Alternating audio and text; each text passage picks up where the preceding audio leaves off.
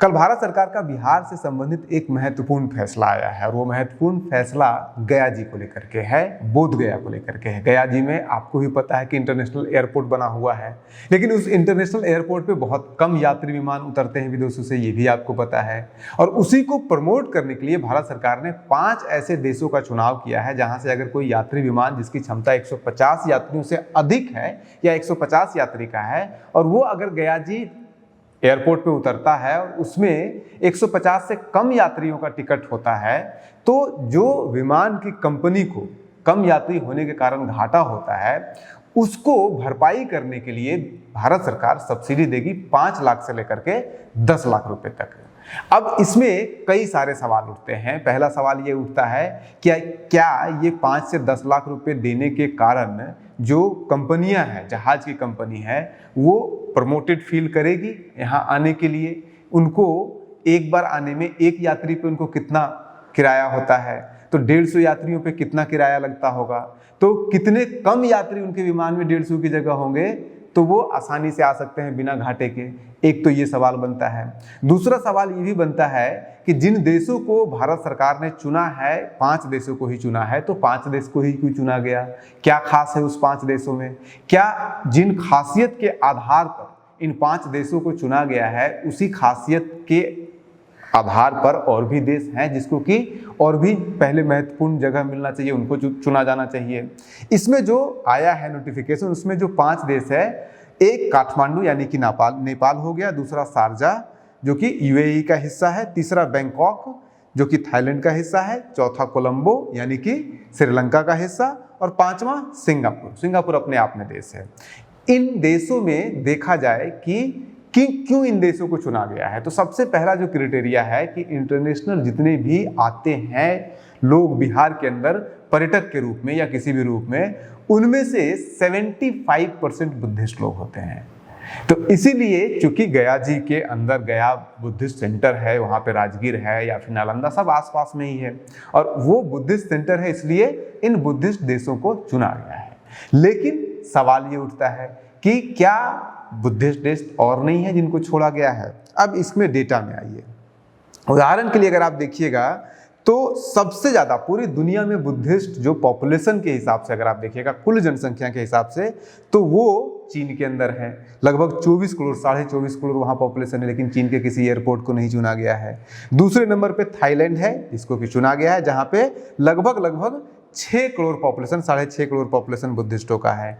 Again तीसरे number पे सबसे ज्यादा जहाँ पे बुद्धिस्ट पॉपुलेशन रहते हैं जापान, लगभग वहाँ पे 4.6 करोड़ पॉपुलेशन बुद्धिस्ट की है, लेकिन जापान के किसी एयरपोर्ट को नहीं चुना गया है। उसके बाद म्यांमार आता है, म्यांमार में लगभग 3.5-4 करोड़ वहाँ पे बुद्धिस्ट पॉपुलेशन है, उसमें से भी नहीं लिया गया है किसी को। श्रीलंका में लगभग मात्र 1.5 करोड़ 1.44 करोड़ पॉपुलेशन है बुद्धिस्ट का, लेकिन इसके एयरपोर्ट को चुना गया है। तो 1.5 करोड़ वाले श्रीलंका को चुना गया है, तो फिर 3.5-4 करोड़ वाले म्यांमार को क्यों नहीं चुना गया? 4.5 करोड़ वाले 4.58 करोड़ वाले जापान को क्यों नहीं चुना गया? थाईलैंड को चुना गया है? तो ऐसे कई सवाल उठते हैं और इसमें पूरा लिस्ट है, देखिए सारे देशों का है, कितनी जनसंख्या के हिसाब से कहाँ पे है। जैसे उसके ऊपर श्रीलंका को चुना गया, लेकिन श्रीलंका में कितना है?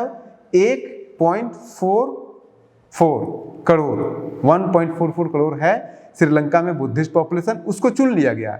लेकिन 1.43 करोड़ है वियतनाम में, उसके किसी भी एयरपोर्ट को नहीं चुना गया है।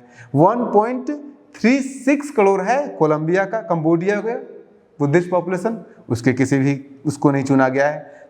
साउथ कोरिया अमीर देश भी है, 1.1 करोड़ वहाँ पे बुद्धिस्ट पॉपुलेशन है, लेकिन उसके भी किसी एयरपोर्ट पे नहीं चुना गया। और इसमें तमाम सारे तरह के हैं।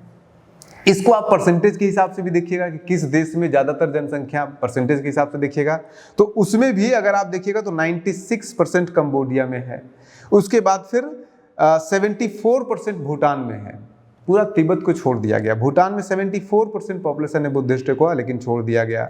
उसके अलावा लाओस से 66% है, मंगोलिया में 55% लोग वहाँ बुद्धिस्ट रहते हैं, सिंगापुर में 33% रहते हैं, साउथ कोरिया में 22-23% पॉपुलेशन रहती है बुद्धिस्ट लोगों की, लेकिन इनको छोड़ दिया गया है। फिर आपको ये सवाल उठ सकता है कि होगी वहाँ पे बुद्धिस्ट पॉपुलेशन, लेकिन वो आते ही नहीं होंगे बिहार घूमने के लिए, तो फिर उनको क्यों प्रमोट किया जाए, क्यों उनको पैसे दिए जाए एक्स्ट्रा?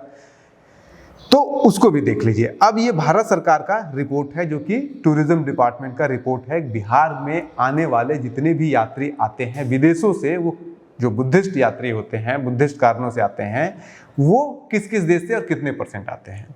जापान से अकेले सबसे ज़्यादा 20.1% यात्री, जितने भी लोग बिहार आते हैं विदेशी यात्री, उसमें से 20.1% यात्री सिर्फ अकेले जापान से आते हैं। लेकिन जापान के किसी भी एयरपोर्ट को नहीं रखा गया है। नेपाल से दूसरे नंबर पे नेपाल है 15.7%। लेकिन आपको भी पता है नेपाल से आने वाले ज़्यादातर यात्री जो है वो, खास करके अगर उनको बिहार आना है तो सड़क के रास्ते आ जाते हैं, तो इसमें फ्लाइट में बहुत ज़्यादा उसमें फ़ायदा होने वाला है नहीं। तीसरे नंबर पे आता है साउथ ईस्ट एशियन कंट्रीज। सारे साउथ ईस्ट एशियन कंट्रीज को अगर आप मिला दीजिएगा, सारे जितने भी कंबोडिया वगैरह सब मिला दीजिएगा साउथ ईस्ट एशियन कंट्रीज को, तो वहां से आते हैं 13.8%। लेकिन अकेले श्रीलंका से 13% आता है और कोरिया से अकेले 9.1% आता है। सिर्फ कोरिया से, छोटा सा देश है, 9.1% विदेशी यात्री जो बिहार आते हैं, उसमें से 9.1% कोरिया से है। लेकिन एक भी एयरपोर्ट या कोरिया को इस पूरे स्कीम में शामिल नहीं किया गया। उसके पीछे क्या लॉजिक हो सकता है? उसके पीछे लॉजिक ये हो सकता है कि सरकार ये सोच रही होगी कि चूंकि चीन ऑलरेडी अमीर देश है, चूंकि जापान ऑलरेडी अमीर देश है, तो अगर वहाँ के यात्री को 50,000 की जगह 60,000 भी अगर उनको किराया देना पड़े, 70,000 भी किराया देना पड़ेगा, तो भी वो आएंगे। लेकिन सवाल ये उठता है कि जो भी कंपनियां हैं, जो फ्लाइट की कंपनियां हैं, जो जहाज की कंपनियां हैं, वो घाटा सहेगी क्या इसको लेकर के? तो ये एक सवाल है जो कि बने रहना चाहिए, उठना चाहिए और बने रहना चाहिए। इसके साथ साथ एक और सवाल उठता है कि नेपाल को 5 लाख रुपए दिया जाएगा, मैक्सिमम 5 लाख रुपए दिया जाएगा। अगर उनको 5 लाख से कम होता है लॉस, किसी भी जो आपके काठमांडू से जितने भी, नेपाल से जितनी भी फ्लाइट आ रही है, अगर उनको 5 लाख से कम लॉस हो रहा है, कम यात्री होने के कारण, तो 5 लाख रुपए उनको मिलेंगे। कम हो रहा है तो कम मिलेगा, लेकिन 5 लाख से ज़्यादा लॉस हो रहा है तो 5 लाख ही मिलेगा। और ये अगले 1 सालों के लिए है। दूसरी तरफ बाकी सारे जो 4 देश हैं जिनको दिया गया है, जिसमें कि आपका ये भी थाईलैंड भी आ जाता है, उसके बाद फिर श्रीलंका आ जाता है, उसके बाद फिर नेपाल आ जाता, नेपाल तो है ही, उसके बाद सिंगापुर है और एक है शारजाह। तो इन चारों देशों में अगर आप देखिएगा तो यहाँ 10-10 लाख रुपए दिया जा रहा है लॉस के स्थिति में। अब एक आखिरी सवाल कि अगर गया जी एयरपोर्ट के लिए इस तरह का स्कीम लाया गया है, तो अभी फिलहाल तो पटना एयरपोर्ट पे कोई इंटरनेशनल फ्लाइट नहीं उतर रही है, लेकिन बहुत जल्दी उतरने वाली है। तो क्या पटना में जब कोई इंटरनेशनल फ्लाइट उतरेगी या फिर राजगीर में कोई इंटरनेशनल फ्लाइट उतरेगी, तो क्या भारत सरकार इसी तरह का सब्सिडी इन एयरपोर्ट पे भी देगी? जो भी विदेशों से जो यात्री आएंगे, जहाज आएगा उसके ऊपर? संभावना नहीं है। संभावना इसलिए नहीं है क्योंकि अगर आप पिछले 1 सालों का पूरा रिपोर्ट देखिएगा तो अराउंड 63,000 फॉरेन टूरिस्ट बिहार आए हैं। उस 63 में से अकेले सिर्फ बिहार में आने वाले सिर्फ बौद्धिस्ट लोग 45,000 हैं, और उस बौद्धिस्ट 45,000 में से अकेले सिर्फ बोध गया 38,000 लोग आए हैं। यानी कि पूरे बिहार में विदेशी यात्री आने वाले लोगों की संख्या 62-63,000 है। उस 63 में से अकेले सिर्फ बुद्धिस्ट लोग 45,000 हैं, और उस 45,000 बुद्धिस्ट में से सिर्फ बोध गया आने वाले 38,000 हैं। तो इसीलिए गया जी एयरपोर्ट को चुना गया है, क्योंकि 70% 80% जो फॉरेन टूरिस्ट आ रहे हैं बिहार के अंदर, वो सारे के सारे गया जी ही जा रहे हैं। इसीलिए अगर पटना एयरपोर्ट पे इस तरह का स्कीम दिया भी जाएगा, देने की संभावना कम है, अगर दिया भी जाएगा तो बहुत कुछ इससे बेनिफिट नहीं होने वाला है। हालांकि इसका एक्चुअल में क्या बेनिफिट होगा ये तो आगे आने वाले समय में ही बताएगा। अभी कुछ कहना, बहुत ज़्यादा कहना संभव नहीं है। लेकिन अगर आप रेट लिस्ट देखिएगा इन एयरपोर्ट पे उतरने वाले, या फिर अगर आप नेपाल से, या फिर अगर आप बैंकॉक से, जहाँ जहाँ से ये दिया जा रहा है सब्सिडी, वहाँ का अगर आप रेट लिस्ट देखिएगा तो उससे साफ लगता है कि इससे फायदा होगा। उदाहरण के लिए अगर आप देखिएगा कि अगर कोई सिंगापुर से आता है तो एक टिकट का दाम 17,000 से लेकर के 22,000, 20,000 आप एवरेज ले लीजिए। यानी कि अगर यहाँ पे 10 लाख रुपए सब्सिडी दिया जा रहा है तो एक यात्री पे 20 लाख हो गया, 20,000 रुपये हो गया।